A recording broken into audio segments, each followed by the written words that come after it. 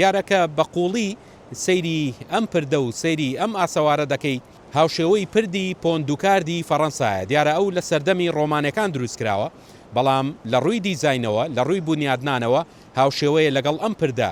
بەڕێزانم کاتتان باش، ئەمڕۆ لە شارباژێڕم باسی ئاسەواری پردێکتان بۆ دەکەم کە نزیکەی 3 سەدەیە هیچ ڕووداوێکی سروشتی و مرۆیی نەیانتوانیوە ئاسەوارەکەی لەناوبەرن.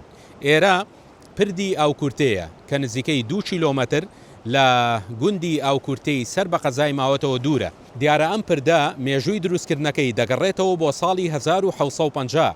ئەو کات بە مەبەستی بازرگانی و کاروانچیەکان ڕێگەی بەستنەوەی نێوان باشووری کوردستان و ڕۆژهەڵاتی کوردستانە.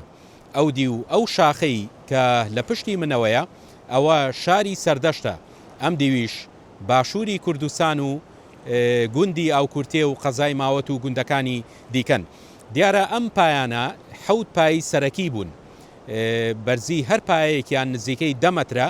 ئێستا زیاتر لە 5 مەتری ئەم پایانە لە نێو ئاودان. ئەم ساڵ بەهۆی ئەو بەفروبانانە زۆرەی کە باریوە یەکێک لە پایەکانی ئاو بردوێتی. بە گوتەی خەڵکی گوندەکە بازەوە دەکەن هیچ ساڵێک بە درێژایی 50 ساڵی ڕابردوو وەکو ئەم ساڵ ئاوی ئەم چەمە زیای نەکردووە. ئەلبەت ئاوی ئەم چەمەکە شەرپی دەگوترێت چەمی ئاوکورتێ و ئاوی ئەم چەمەش دەچێتەوە سەر دەریاچەی دوکان. دیارەکە بەقووڵی سەیری ئەم پردە و سەیری ئەم ئاسەوارە دەکەیت هاوشێوەی پردی پۆندوکاردی فەڕەنسایە. دیارە ئەو لە سەردەمی ڕۆمانەکان دروست کراوە، بەڵام لە ڕووی دیزاینەوە لە ڕووی بنیادنانەوە هاوشێوەیە لەگەڵ ئەم پردە.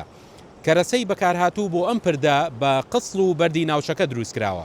ئەو کات بە دەست و پەنجەی وەساکانی ڕۆژهەڵاتی کوردستان و باشووری کوردستان بە سەلیقەیەکی وردەوە دەستکراوە بە دروستکردنی ئەم پردە و ئێستا مێژووی دروستکردنەکەی دەگەڕێتەوە بۆ 3 سەدە لەمەوبەر، بەڵام تا ئێساشی لەسەر بێت لەو 7 پایەی کە هەبوون 6 پایەیان ماوە، تەنها پایەیەکیان ئاو بردوێتی، 2 پایەی دیکەشیان بەهۆی بارانبارینی زۆرەوە مەترسی لە ناوچوونی لەسرە و بەشێکی لە پایەکانی ئاو بردوێتی.